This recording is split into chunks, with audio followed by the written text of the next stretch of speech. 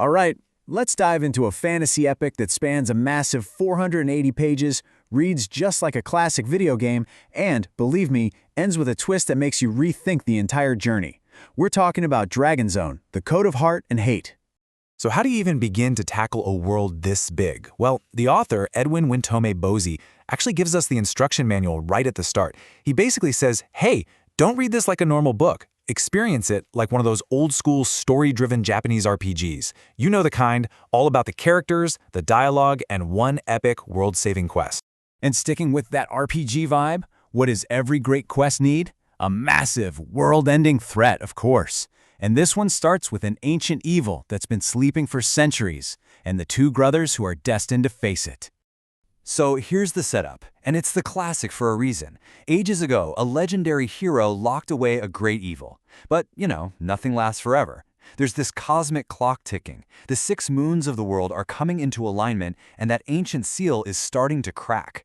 The world is seriously running out of time, and it desperately needs some new heroes. And here they are, Ryu and Michael, descendants of that legendary warrior. But these two could not be more different.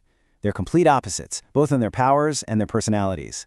Ryu is all fire. He's impulsive, stubborn, and always ready to charge in head first. And Michael, he's the water to Ryu's fire. Cool, strategic, and always thinking 10 steps ahead. This whole clash between them really becomes the heart and soul of their journey. But hey, no hero, or even two, can save the world all by themselves. So just like in any great RPG, it's time for the next phase of the quest. You gotta assemble your party. And this is where it starts to feel so much like you're playing a game. The story becomes this grand journey to gather allies. They're out there waking up ancient elemental guardians called Dragon Saints and recruiting these incredibly powerful ninja like Atlanta and Nadia. Every new person they bring into the fold adds a new skill set, a new elemental power, and yeah, a whole lot of new interpersonal drama to the group. Now, here's where things get really, really interesting. We get to the story's version of the ultimate power-up. It's a total game changer, but it comes with this deeply psychological catch. It's called the Jin state. Think of it like the ultimate limit break. It's this super rare transformation that lets one person, in this case Ryu, channel all of the world's elemental powers at the same time. I mean, this is the kind of power that puts him on the same level as the gods and legends of old. But it has a very, very human weakness. So here's the twist. You'd think this power would be triggered by rage, or maybe some intense training, right? Nope. It's fueled by something way more fragile. Absolute, total self-belief. And as the Dragon Lord points out, that belief can be shattered from the outside. I mean, this just raises the stakes to a whole new level. The fight isn't just physical anymore, it's emotional. For Ryu to tap into his ultimate weapon, his friends have to believe in him, no questions asked. The moment they start to doubt him, he starts to doubt himself, and poof, that power is locked away, right when they need it the most. And that whole idea, that belief itself is a weapon, it leads us straight into the book's central philosophy.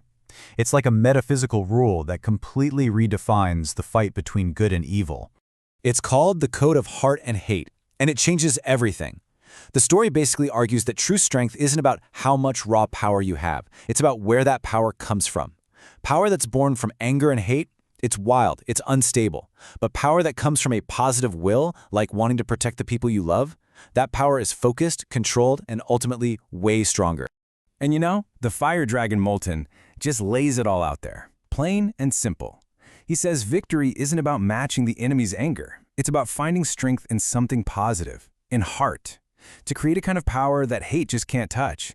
So you've got this conflict between brothers, this power that runs on belief, and this whole code of heart, and it all comes crashing together in one final reality-bending showdown.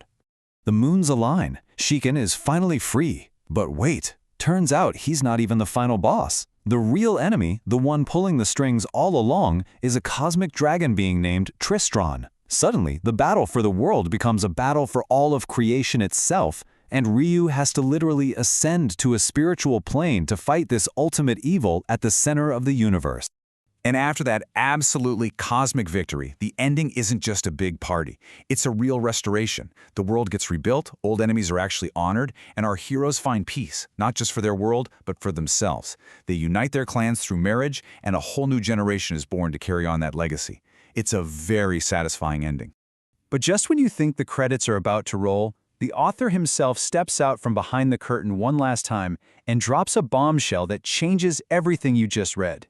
He reveals this entire 480-page epic has a much, much deeper, hidden meaning. And this is the key that reframes the whole story. Dragonzone isn't just a fantasy adventure. The creator god, the ultimate evil, the chosen one who saves the day. It's all one big, intricate allegory for the author's personal Christian faith.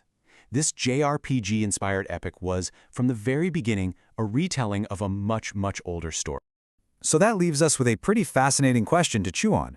How does it change the experience when you realize that this incredible world of dragons, ninja, and elemental magic was actually built as a map to its creator's deepest personal beliefs? It just goes to show, sometimes the most fantastical journeys are the ones that lead us to the most human of truth.